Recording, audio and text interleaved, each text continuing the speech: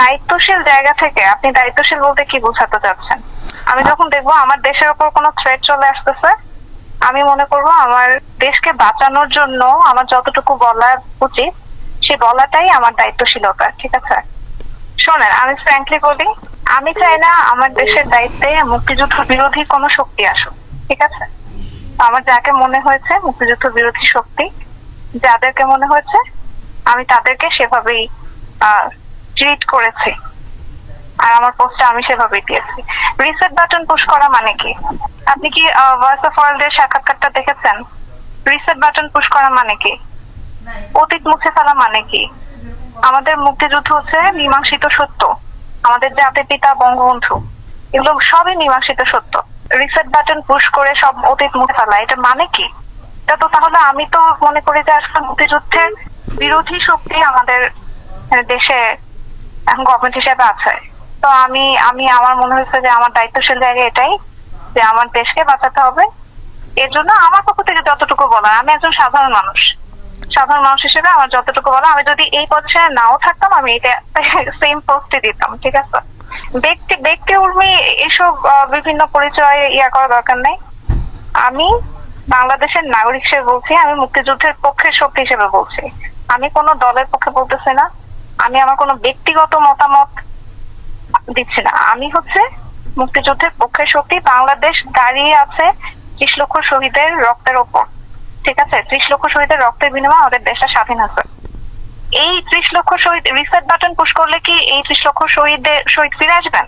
এসব বিষয় এগুলো সবই তদন্ত সাপেক্ষ। চেতনা বিক্রি, গণহত্যা, যেটা মানে আমি কোর্টেড বলতেছি, গণহত্যা যেটা বলা হচ্ছে জুলাই মাসে গণহত্যা, এগুলো সবই তদন্ত সাপেক্ষ, এগুলো তো মীমাংসিত সত্য না, এখন পর্যন্ত প্রুফ হয়নি তো।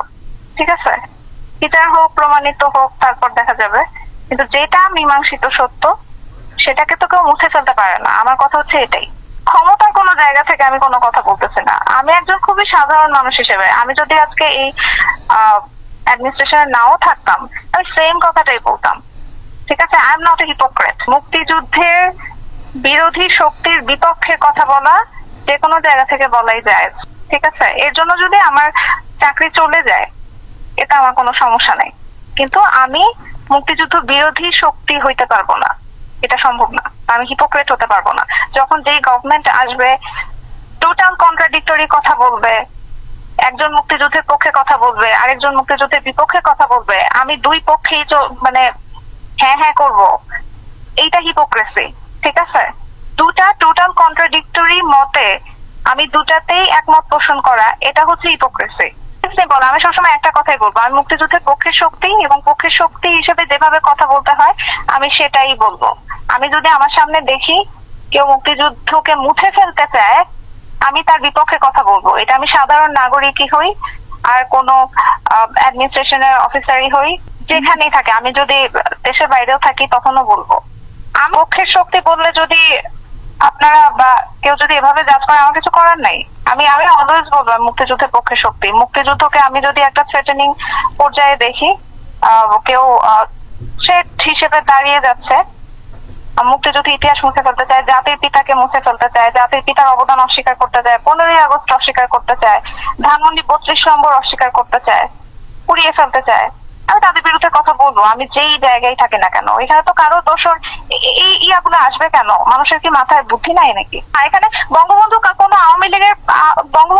আওয়ামী লীগের নেতা না, বঙ্গবন্ধু হচ্ছে সারা বাংলাদেশের মানুষের নেতা। জয় বাংলা হচ্ছে সারা বাংলাদেশের মানুষের স্লোগান। ঠিক আছে, এটা মুক্তিযুদ্ধের সময় স্লোগান, এটা বাঙালির স্লোগান।